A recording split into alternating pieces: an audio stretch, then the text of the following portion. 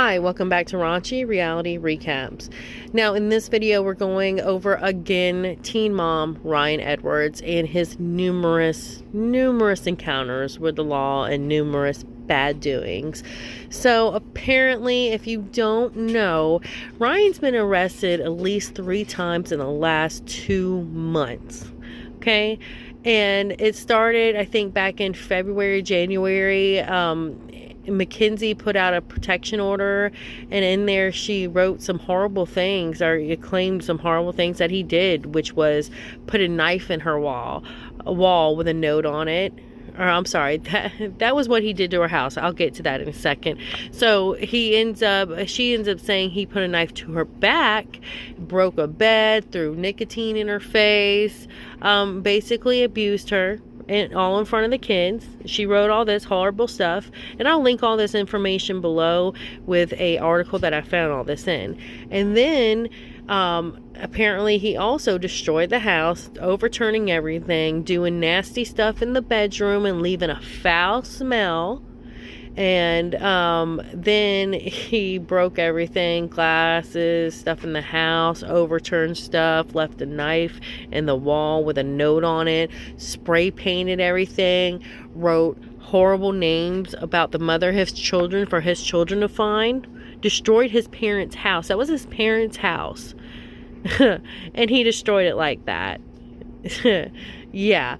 And oh, get this. And then they go to arrest him at his job site because apparently he also, I might be getting some of this wrong. Again, I'll link the article, because they arrest him or went there at his job site because he was calling Mackenzie and telling her that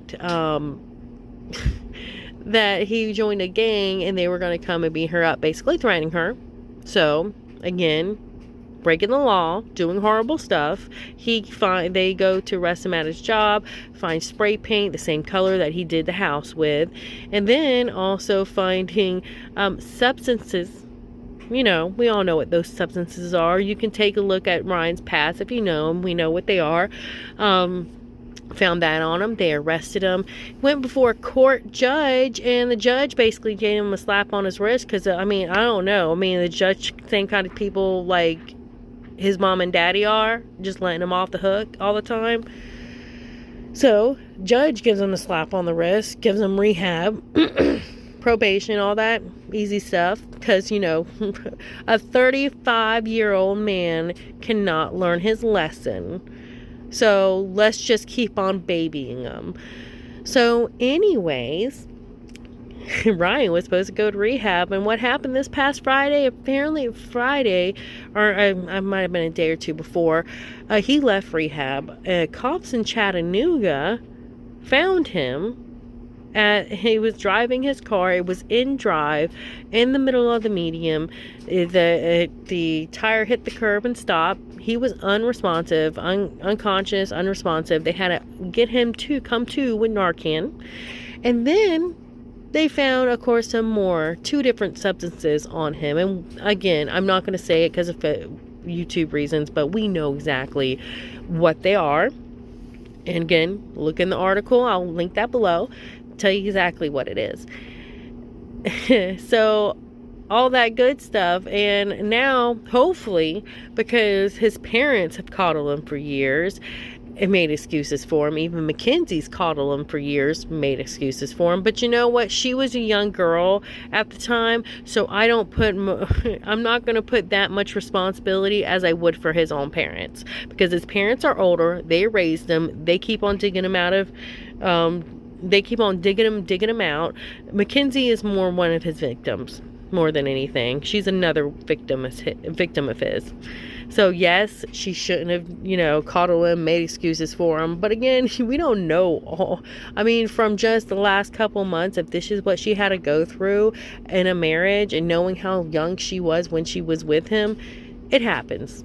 Girls that are abused, girls that are in that kind of relationships, they make excuses for their men, so they can believe themselves that it's not as bad as it is. You know what I'm saying? So again, whew, lordy, whew.